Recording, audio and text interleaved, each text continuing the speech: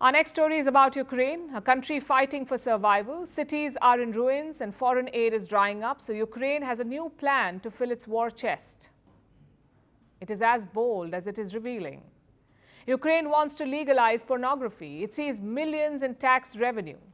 Imagine Onlyfans as an unofficial defense partner.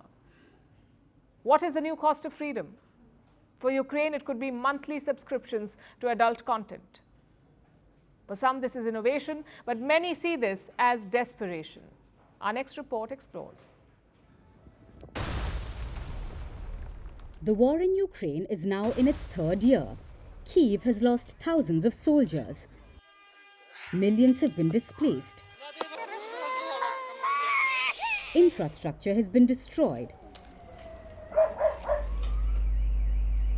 Western allies are reducing their aid, and Ukraine is fighting for survival. You're not in a good position. You don't have the cards right now.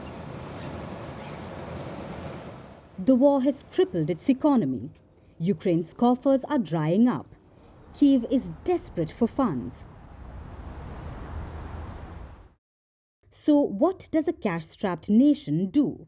Apparently, it turns to pornography. Yes, Ukraine wants to legalize the adult entertainment industry. Lawmaker Yaroslav Zhelezniak is leading the initiative. Possession, production and distribution of pornography is banned in Ukraine, and Ukrainian lawmakers want to overturn the Soviet-era law. They feel legalizing pornography will boost the economy. It will generate millions of dollars in tax revenue. Not to mention, it would free up the Ukrainian police from pursuing the 1,400 cases regarding adult content. The bill has been co-signed by at least 26 lawmakers, including members of Ukrainian President Volodymyr Zelensky's party. But many Orthodox Christians in Ukraine are questioning the move.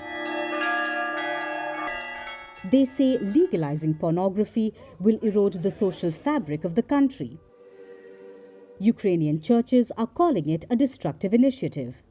But is this a strategic move or a sign of despair? The adult content industry generates about $100 billion every year, and one of its emerging contributors is Onlyfans. This digital platform makes more than $6 billion every year, and Ukraine wants to milk this cash cow.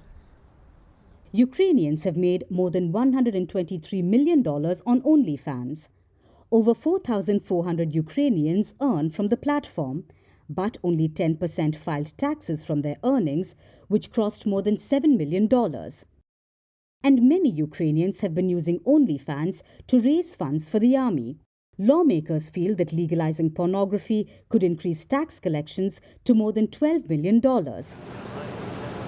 And this money could be spent for buying drones, ammunition or other weapons. But will legalizing pornography solve Ukraine's financial crisis? Well, not particularly.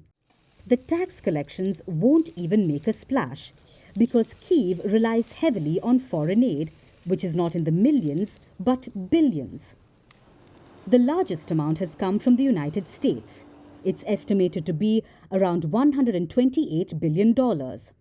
Then there's Germany, France and the United Kingdom, followed by other NATO allies like Italy, the Netherlands, Norway and Sweden. All of these countries have given billions to Ukraine, not to mention the weapons that were given free of cost. Tax collections from pornography won't foot Ukraine's ever-growing war bill. But Ukraine is desperate for funds, and it's open to all options that are on the table, including legalizing pornography. If Ukraine manages to do that, it would be the first country in the world to legalize pornography for funding its military. Will this become a trend?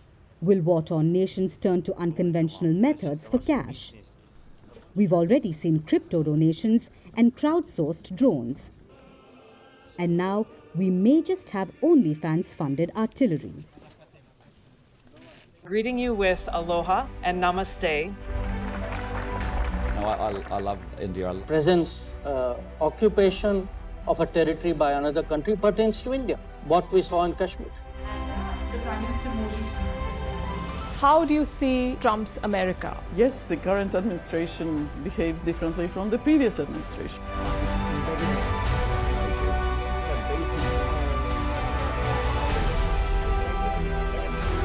Are you saying that there are foreign powers who are trying to bring down the current government in Syria? Exactly. Iran, maybe Russia too. Prime Minister Modi committed to South-South, cooperation. Not over 50%. Is Ukraine prepared to pay the price for that peace? No compromises at the cost of territorial integrity and sovereignty.